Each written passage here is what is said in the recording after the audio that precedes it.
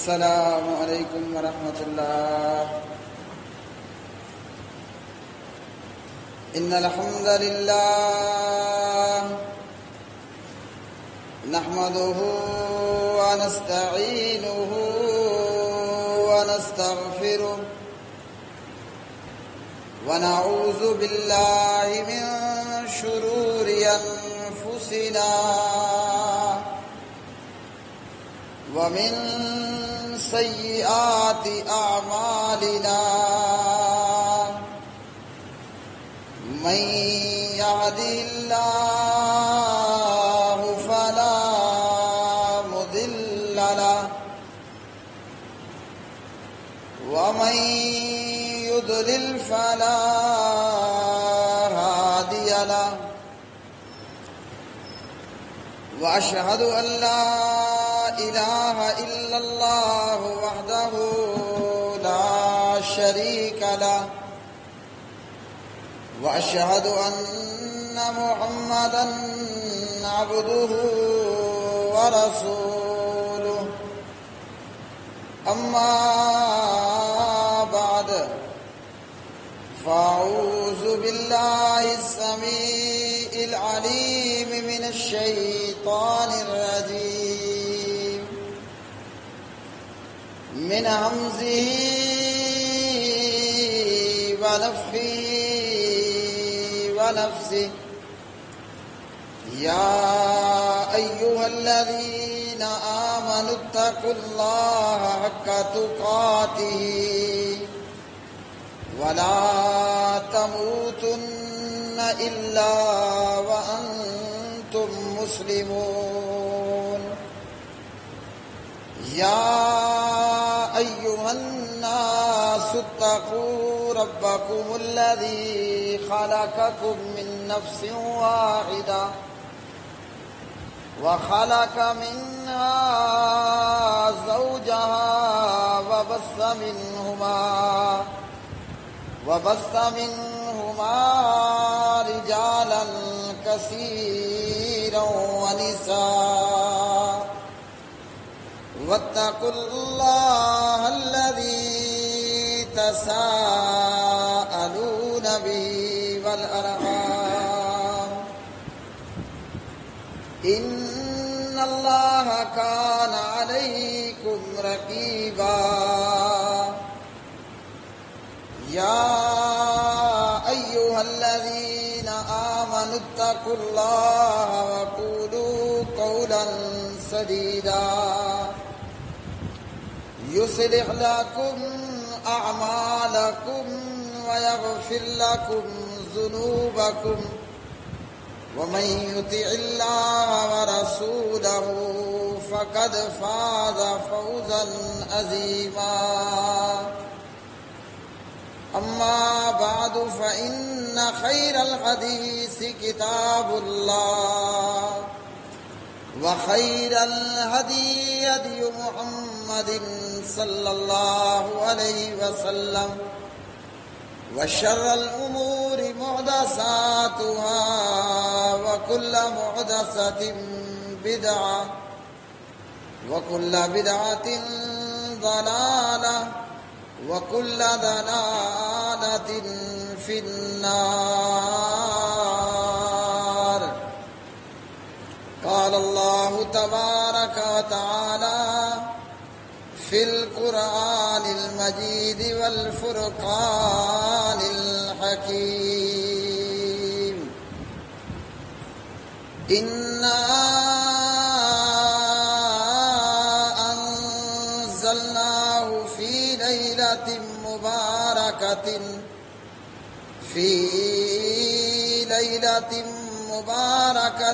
إنا كنا منذرين فيها يفرق كل أمر حكيم وعن أنس بن مالك رضي الله تعالى عنه قال قال رسول الله صلى الله عليه وسلم دخل رمضان فقال رسول الله صلى الله عليه وسلم إن هذا الشهر قد حضركم وفيه ليلة خير من 1000 شهر من حرمها فقد حرم الخير كله ولا يحرم خيرها إلا كل محروم رواه ابن ماجه. اللهم صل على محمد وعلى آل محمد كما صليت على إبراهيم وعلى آل إبراهيم إنك حميد مجيد. اللهم بارك على محمد وعلى آل محمد كما باركت على إبراهيم وعلى آل إبراهيم إنك حميد مجيد. رب اشرح لي صدري ويسر لي أمري واحلل عقدة من لساني يفقهوا قولي. اللهم تقبل منا صيامنا وقيامنا. اللهم إنا نسألك علما نافعا ورزقا طيبا وعملا متقبلا. اللهم اجعل القرآن العظيم ربيع قلوبنا ونور صدورنا. ہر قسم کی حمد و ثنا اللہ وحدہ لا شریک کے لیے، جو ساری کائنات کا خالق، مالک، رازق، داتا، دستگیر. بے شمار درود و سلام نبی مکرم، رسول معظم محمد مصطفیٰ احمد مجتبیٰ، امام اعظم، ساری کائنات کے قائد اعظم جناب محمد بن عبداللہ بن عبد المطلب بن عبد مناف بن قصی بن کلاب محمد الرسول اللہ صلی اللہ علیہ وآلہ وسلم کی مبارک ذات پہ، جس کو اللہ رب العالمین نے راہبر و رہنما بنا کر، پیشوا، مجتبی، مقتدی، مصطفیٰ بنا کر مبعوث فرمایا. رمضان المبارک کا مقدس اور مبارک مہینہ، برکتوں والا مہینہ، وہ مہینہ کہ جس کی آمد کا اللہ والے شدت سے انتظار کرتے تھے، اور وہ برکتوں والا مہینہ جس کے گزر جانے کے بعد اللہ والے ہفتوں یہ دعائیں کرتے رہتے تھے کہ اللہ ہمارے رمضان کے روزے قبول کر لے، اور اے اللہ ہمارے رمضان کا قیام کرنا، تراویح کا پڑھنا یہ قبول و منظور فرما لے. اس مبارک مہینے کا یہ آخری جمعہ ہے، اور اس کے بعد اللہ ہی بہتر جانتا ہے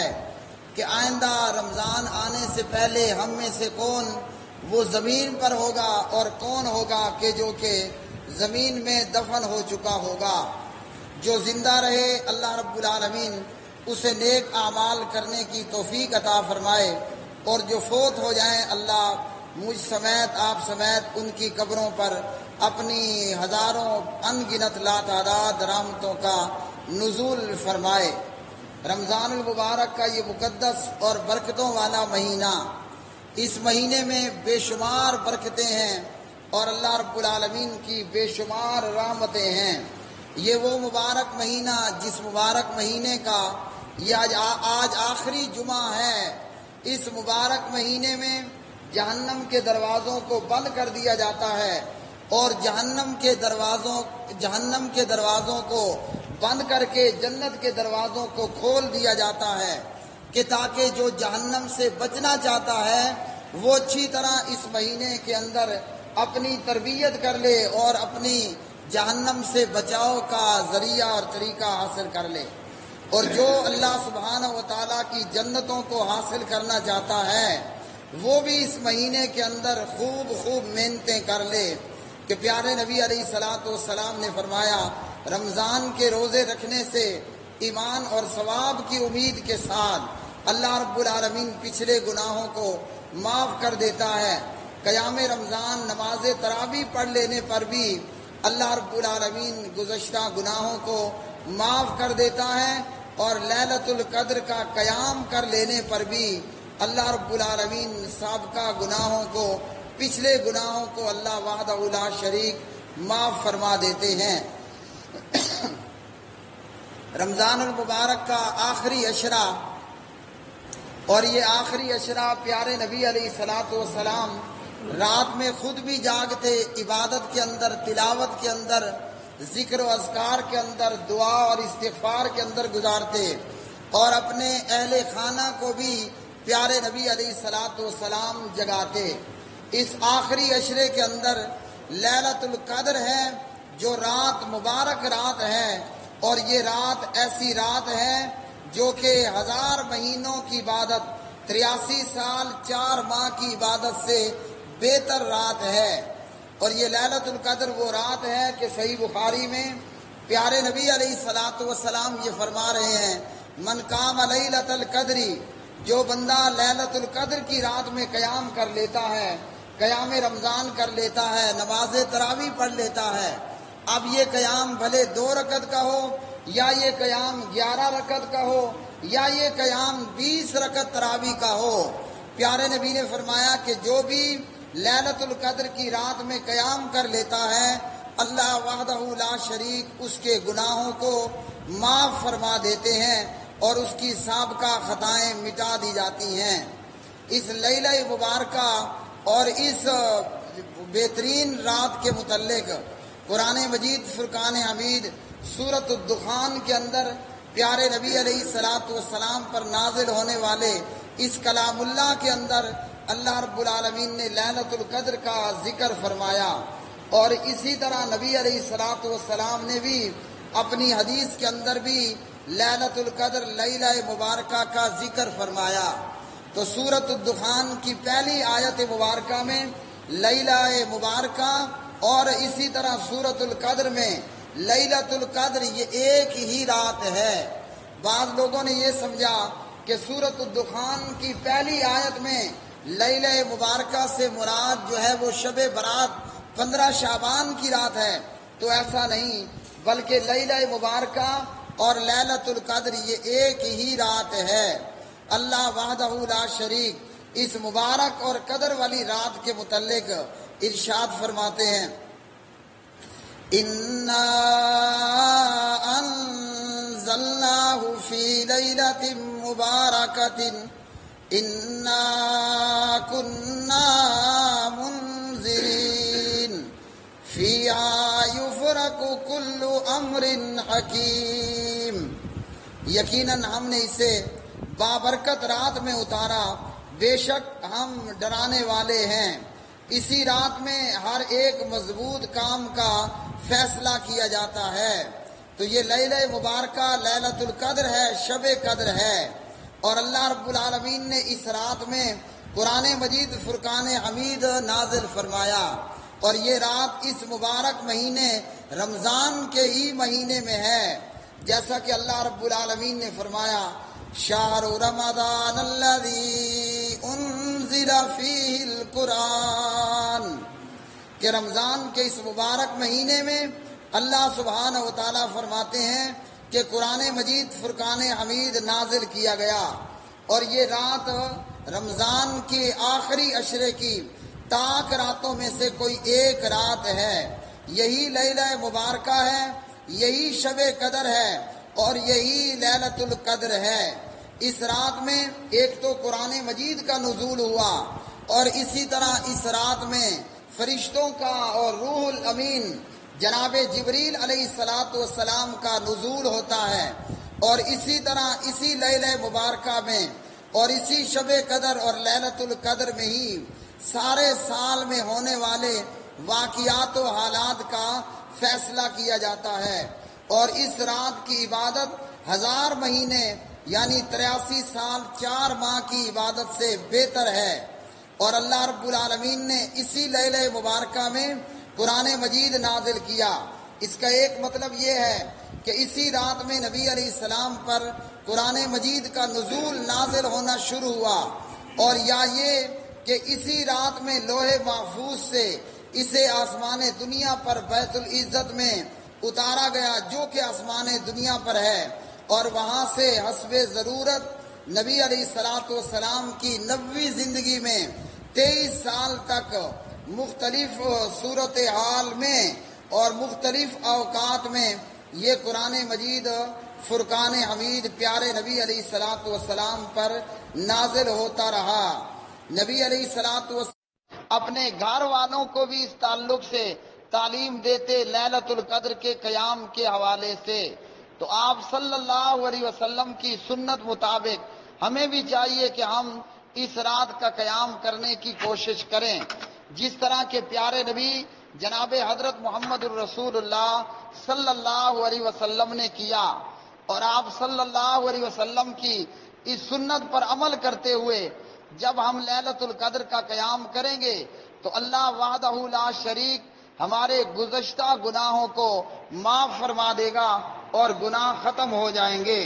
تو جو بندہ یہ چاہے کہ اس کے گناہ سابقہ وہ دور ہو جائیں تو اسے چاہیے کہ رمضان کے روزے بھی رکھے،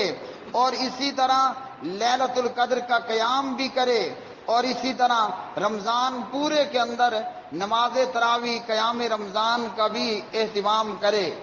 حضرت انس بن مالک رضی اللہ تعالی عنہ راوی ہیں،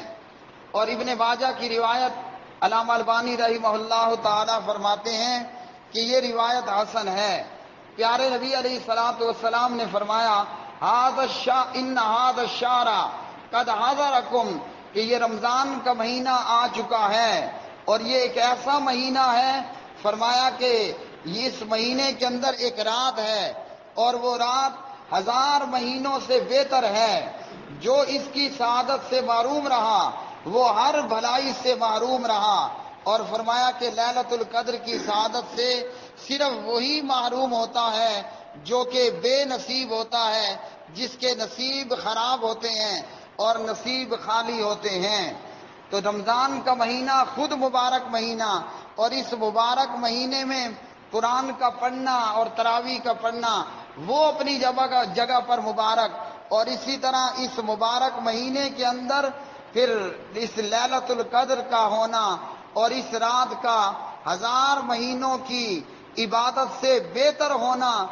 تو یہ وہ فضائل ہیں کہ جو اللہ رب العالمین نے رمضان کی راتوں میں جمع کر دیے۔ اور پیارے نبی علیہ السلام سے حسن درجے کی روایت اس حدیث کے اندر جناب نبی علیہ السلام سے کعب بن عجرہ رضی اللہ تعالی عنہ روایت کرتے ہیں، پیارے نبی علیہ السلام نے فرمایا احضر المنبر فحضرنا فلما ارتقى درجة قال آمین، فلما ارتقى الدرجة الثانية قال آمین، فلما ارتقى الدرجة الثالثة قال آمین، فلما نظر قلنا یا رسول اللہ صلی اللہ علیہ وسلم لقد سمعنا منك اليوم شيئا ما كنا نسمعه۔ آپ صلی اللہ علیہ وسلم حکم دیتے ہیں کہ ممبر لایا جائے، آپ کے حکم کی تعمیل پر ممبر لے آیا جاتا ہے، اور نبی علیہ السلام ممبر پر چڑھتے ہیں تو آمین کہتے ہیں، جب دوسری سیڑھی پر چڑھتے ہیں تب بھی آمین کہتے ہیں، اور جب تیسری سیڑھی پر چڑھتے ہیں تو پیارے نبی علیہ السلام پھر بھی آمین بولتے ہیں۔ صحابہ کرام نے عرض کی کہ یا رسول اللہ صلی اللہ علیہ وسلم، آج ہم نے آپ سے ایسی بات سنی ہے کہ اس سے پہلے آپ کا اس طرح کا عمل نہیں دیکھا۔ تو پیارے نبی فرماتے ہیں کہ بات یہ ہے کہ جبریل میرے پاس آئے، اور جبریل نے آ کر بد دعا کی، ہلاکت ہے اس آدمی کے لیے جس نے رمضان کا مہینہ پایا اور اپنے گناہوں کی بخشش اور معافی کو حاصل نہ کر سکا۔ نبی علیہ السلام نے فرمایا آمین۔ اسی طرح جبریل نے دوسری مرتبہ ہلاکت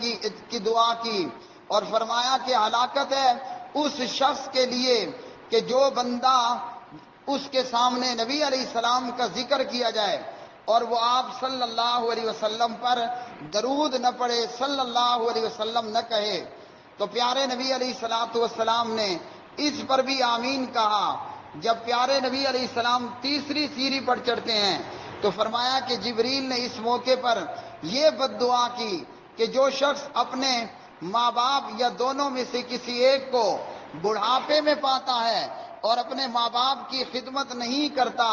تو فرمایا کہ ایسے بندے کے لیے بھی ہلاکت ہے۔ جبریل نبی علیہ السلام کے سامنے یہ بد دعا کرتے ہیں اور آپ صلی اللہ علیہ وسلم اس پر آمین کہتے ہیں۔ تو اس حدیث سے کیا معلوم ہوا کہ رمضان آیا اور بندہ اپنی بخشش نہ کروا پایا، اور رمضان میں بخشش کیسے ہوگی کہ بندہ مومن وہ رمضان کے روزے رکھے۔ اور نبی علیہ السلام نے فرمایا بنی الاسلام علی خمس، اسلام کی بنیاد 5 چیزوں پر ہے،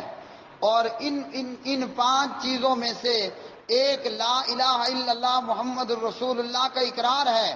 اور دوسرے نمبر پر نماز ہے، تیسرے نمبر پر زکوٰۃ ہے، اور اسی طرح چوتھے نمبر پر رمضان کا روزہ ہے، اور 5ویں نمبر پر حج بیت اللہ ہے۔ تو اتنے بے شمار مسلمان کلمہ پڑھنے والے،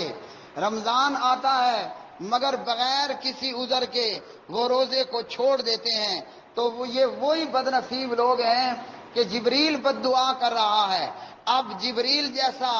عظیم المرتبت فرشتہ اگر وہ بد دعا کرے تو ایسے بندے کے ہلاکت میں کوئی شک و شبہ باقی نہیں رہ جاتا۔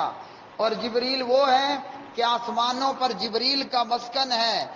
جبریل کے رہنے کی جگہ ہے، سدرۃ المنتہا جنت الماوا، اتنی بلندیوں پر موجود اللہ کا اتنا مقرب فرشتہ وہ بد دعا کر رہا ہے کہ رمضان آیا اور یہ اپنی بخشش نہ کروا سکا۔ تو وہ لوگ جو روزہ نہیں رکھتے، جب روزہ نہیں رکھتے گناہ معاف نہیں ہوتے،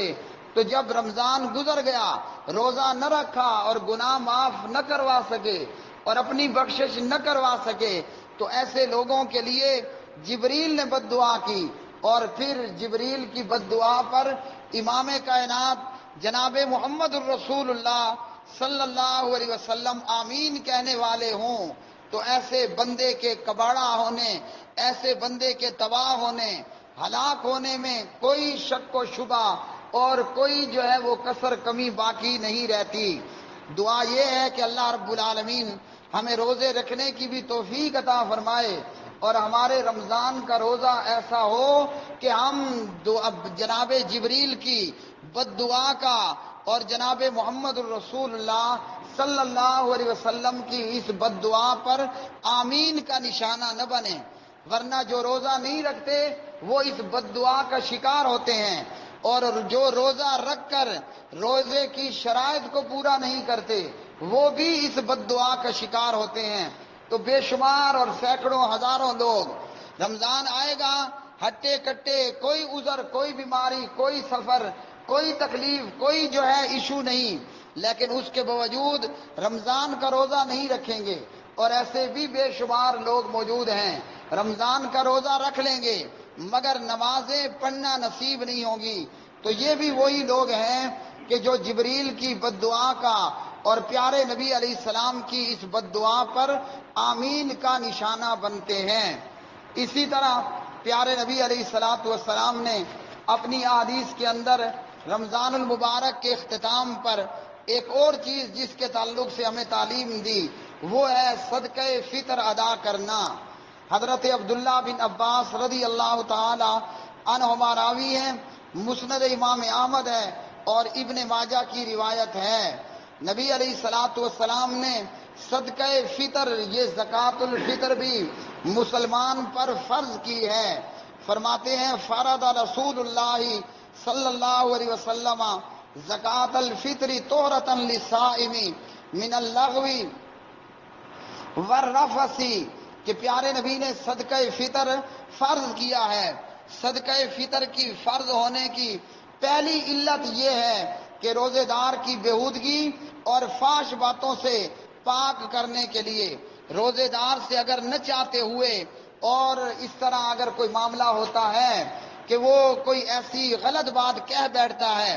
یا کر بیٹھتا ہے تو صدقہ فطر اس لیے فرض کیا گیا کہ روزے دار کی روزے کی حالت میں کی گئی غلطیوں کا ازالہ ہو جائے۔ اور اسی طرح فرمایا وَتُعْمَةً لِلْمَسَاكِينَ، صدقہ فطر کی دوسری علت، اس کے فرض ہونے کی دوسری وجہ یہ ہے کہ فقیروں، غریبوں، مسکینوں کے لیے کھانے کا بندوبست۔ اور پیارے نبی علیہ السلام نے فرمایا فَمَنْ أَدَّاهَا قَبْلَ الصَّلَاةِ فَهِيَ زَكَاةٌ مَقْبُولَةٌ، جو نماز عید سے پہلے صدقہ فطر ادا کر دے تو یہ قبول شدہ زکوٰۃ ہے۔ وَمَنْ أَدَّاهَا بَعْدَ الصَّلَاةِ فَهِيَ صَدَقَةٌ مِّنَ الصَّدَقَاتِ، اور جو صدقہ فطر نماز عید کے بعد دے گا تو پھر یہ عام صدقات میں سے ایک صدقہ ہی ہوگا۔ اس حدیث سے یہ معلوم ہوا کہ صدقہ فطر روزے دار کی غلطیوں کا ازالہ ہے اور فقیروں مسکینوں کے لیے کھانے کا بندوبست ہے۔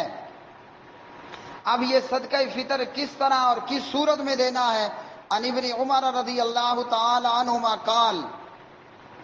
فرض رسول اللہ صلی اللہ علیہ وسلم زکاة الفطر من رمضان صاع من تمر او صاع من شعیر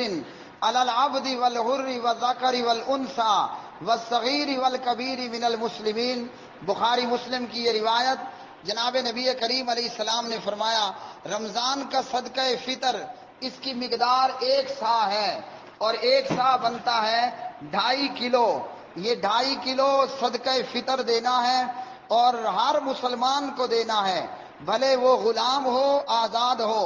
مرد ہو، عورت ہو، چھوٹا ہو، بڑا ہو، ہر ایک کے اوپر یہ فرض کیا گیا ہے۔ جو بھی نماز عید سے پہلے پیدا ہو چکا اس کی طرف سے صدقہ فطر ادا کیا جائے گا، اور ہر ایک مسلمان کو یہ ادا کرنا ہے، وہ چاہے خود لینے والا ہو، چاہے خود فقیر ہو، مسکین ہو، غریب ہو، سوائے اس کے کہ وہ بندہ جس کے پاس ایک دن رات کی بھی خوراک میسر نہ ہو، یعنی وہ اتنا غریب ہے، اتنا مسکین ہے اور اتنا فقیر ہے کہ ایک دن رات کے لیے بھی اپنے پاس راشن موجود نہیں پاتا، تو وہ اس سے مستثنا ہوگا، ورنہ ہر ایک کو صدقہ فطر جو ہے وہ دینا ہے۔ اور اگر فقیر مسکین کو لوگوں سے فطر ملتا ہے اور خود اسے بھی ادا کرنے کی طاقت ہو جاتی ہے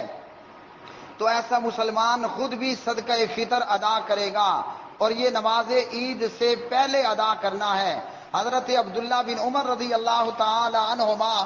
صدقہ فطر نماز عید ہے، عید سے پہلے 1 یا 2 دن پہلے صدقہ فطر جمع کرنے والوں کے حوالے کر دیا کرتے تھے۔ اور صدقہ فطر کے اندر سنت طریقہ یہ ہے کہ پیسے دینے کی بجائے بندہ گندم، چاول، جو، کشمش، کھجور، جو بھی اناج ہے کھانے پینے کا، وہ ہر ایک اپنی طاقت کے مطابق دے۔ اگر مثالاً گندم میں 2.5 کلو 100 روپے بنتے ہیں تو 100 ادا کرے گا اپنی طاقت مطابق، اور اگر کوئی اس سے بڑھ کر 100 کی بجائے اس سے زیادہ میں دے، اور اگر کوئی زیادہ سے زیادہ مہنگی چیز میں دے کہ اگر گندم میں بنائیں تو تقریباً 100 روپے، اور اگر چاول میں بنائیں تو چاول فی کلو 150 بھی ہے، 20 بھی ہے، 60 بھی ہے، جو جتنا زیادہ دے گا وہ اتنا زیادہ ثواب کو پائے گا۔ نہیں تو کم از کم مقدار مطابق ہر ایک مسلمان پر نماز عید کی ادائیگی اور نماز عید کے نکلنے سے پہلے ادا کرنا ضروری ہے۔ اللہ سبحانہ و تعالی ہمارے رمضان کے روزوں کو قبول فرمائے، اللہ وحدہ لا شریک ہمارا قیام رمضان قبول فرمائے، اللہ ہمارا قیام لیلۃ القدر منظور مقبول فرمائے، اور اللہ رب العالمین ہمیں گناہوں سے جو ہے وہ چھٹکارا اور معافی اور بخشش عطا فرمائے۔ اقول قولی ھذا استغفر اللہ لی ولکم ولسائر المسلمین والمؤمنین۔